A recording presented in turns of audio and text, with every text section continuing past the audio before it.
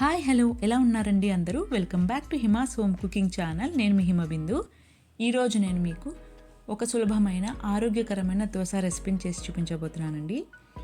మనం రోజు రొటీన్గా దోశ చేసుకుంటూ ఉంటాం కదా, కానీ ఒకసారి నేను ఇలా చెప్పిన విధంగా కలర్ఫుల్ ఇంగ్రీడియంట్స్తో చేసుకోండి. త్వరగా సిద్ధమైపోతుంది, హెల్దీ కూడా.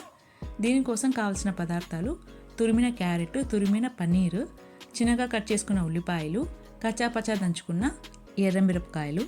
మీరు ఎర్రమిరపకాయ బదులు పచ్చిమిరపకాయలు కూడా తీసుకోవచ్చు. తర్వాత ఒక ప్యాన్ పెట్టి స్టవ్ ఆన్ చేసి ప్యాన్ హీట్ అయ్యాక అందులో ఆయిల్ వేసి పోపు దినుసులు వేసుకోవాలి. ఆవాలు, జీలకర్ర, మినపప్పు, శనగపప్పును వేసుకొని వేయించుకోవాలి.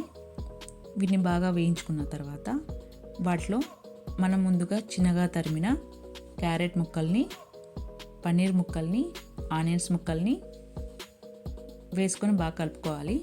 వాటితో పాటు మనం కచ్చాపచ్చాగా దంచుకున్న ఎర్రమిరపకాయల ముక్కల్ని కూడా వేసుకొని బాగా వేయించుకోవాలి. చూడండి, నేను వీడియోలో చూపించిన విధంగా అన్నీ ఒకేసారి వేసుకొని వేయించుకోవాలి.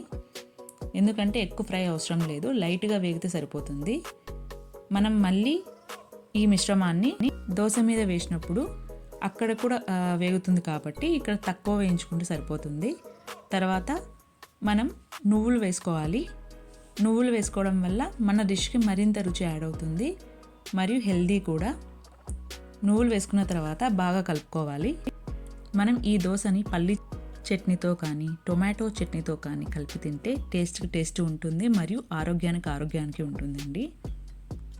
ఇప్పుడు మనం దోసపిండి తీసుకొని దానిలో ఉప్పు వేసుకోవాలి.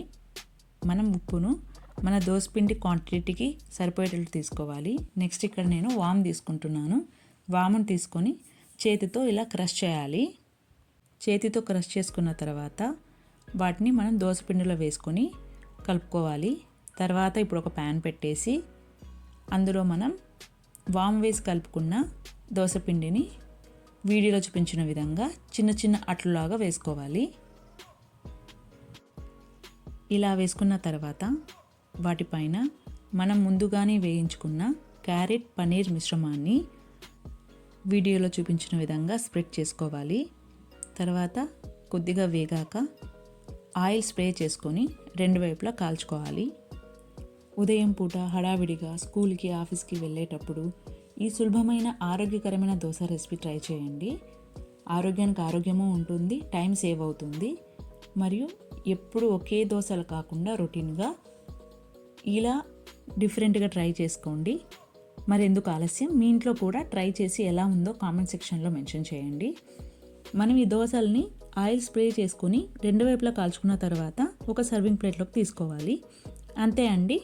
మనం రోజు రొటీన్గా దోశ చేసుకుంటూ ఉంటాం కాబట్టి ఒకసారి ఇలా హెల్తీ కలర్ఫుల్ ఇంగ్రీడియంట్స్తో తయారు చేసుకుంటే బ్రేక్ఫాస్ట్ ఈజీగా రెడీ అయిపోతుంది.